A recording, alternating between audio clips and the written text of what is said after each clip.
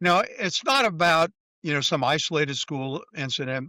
The real fight is over the proposed closure or repurposing of Wootton High School, and as part of the county's boundary study, the group Save Wootton has filed complaints with the county and state inspector general and with the Maryland State Department of Education, alleging that the MCPS turned what was supposed to be a boundary study into a broader restructuring process without proper transparency, authority, or analysis. The group says Wooten may be reduced to a temporary swing or holding school while the new Crown Area School is being built and has now established a legal fund. Mike, let me start with the threshold question. If the board is authorized to do a boundary study, but parents believe MCPS is using that process, for another means, what kind of bait and switch is there, and does this destroy the public's trust? Well, I think that this is, again, somewhat inside based Montgomery County.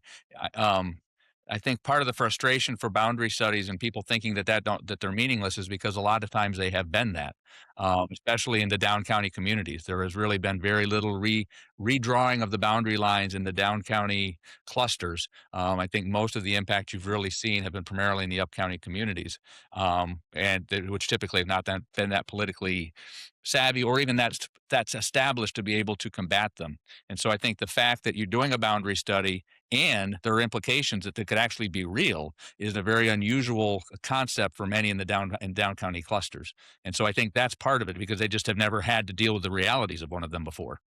And so I think that that's a real thing. And so I don't once you do a boundary study, there's a result of what happens with that boundary study. They just have never gotten to that point. And so I think it's really caught all of them off guard.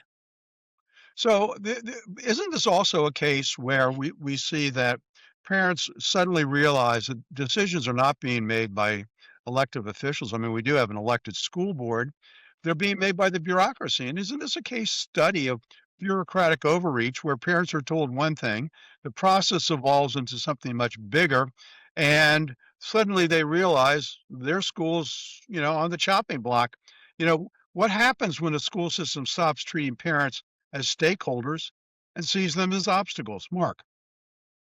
Well, I think that this is a problem with having a school system as large as we do, that the connection that parents in most school districts, which in most school districts in the country are considerably smaller than Montgomery County. We're one of the largest.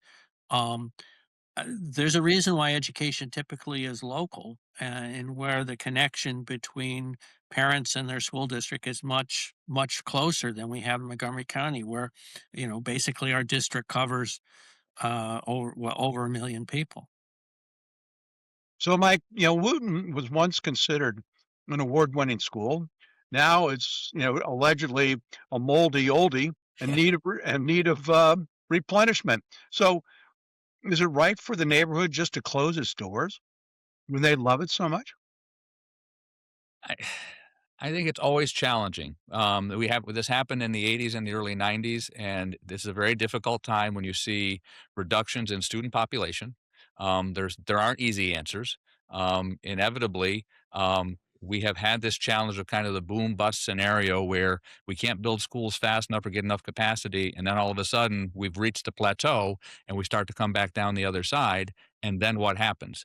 And how do we sustain that? And I think you're seeing the beginning part of that, and as a result there are the result of that are some closures. I want to go back, and I think that it's an interesting challenge. You made the notion of when do they seeing parents as stakeholders. One of the really, and I think this ties in a little bit to Mark's point, is our parents are stakeholders, and I think the school system sees them as stakeholders. The challenge is that many of those stakeholders are pitted against each other or have set up kind of a zero sum game. That if I don't have what we've always had, then I'm losing something, and that's bad, and somebody else is winning, and they shouldn't win because I don't want to lose. I mean, the reality is that the Crown School is going to be a brand new school. It's about a mile and a half from the Wootton School. And I'm not justifying all of the pieces. I'm just saying there are many communities in the country that would be thrilled to have a $200 million brand new school that their children could go to.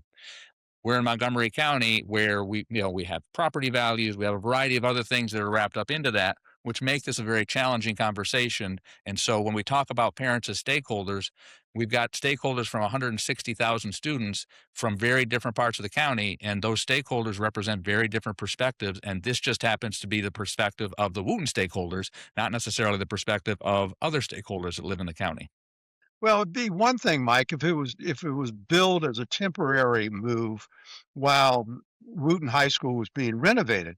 But it's not that. It's a permanent move that is being offered, and that's why I think parents don't see a choice. I mean, if they went to Woodward, which is being used as a swing school for Northwood, I mean, why, I don't think parents would object as much as the actual closing of the school.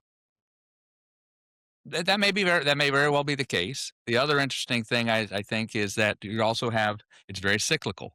And so you have a lot of parents who are concerned today or who moved to that area because they figured in 10 years that one, they got good property values and Wootton was going to be a school they were going to use. And so now the challenge is going to be, but they would have cycled out. So, but you also have people who still live in those neighborhoods who have high home values as a result of the perception of Wootton, who are also just as concerned. And I'm sure providing some resources to make this a fight as well as some of the parents who are actually there. There are a lot of different scenarios. None of them are easy. School boundaries are very challenging and they're very, very damaging in communities. It's just a reality, but it's also a necessary thing that we have to do in order to make sure we've got the capacity to serve the number of students that we have well. I need to go to Mark. Mark, you lived through this as a public school parent. You got the final word here? Well, I was going to say it's an interesting case study in whether you prioritize the physical plant for a school or you prioritize the performance. Wootton has historically been a very effective school, and naturally, given a choice between staying in an effective school and going to a school with more lavish facilities, they rather stay put. All right, gentlemen, that's it. Good stuff. Good discussion. When we come back from the short break, parting shots.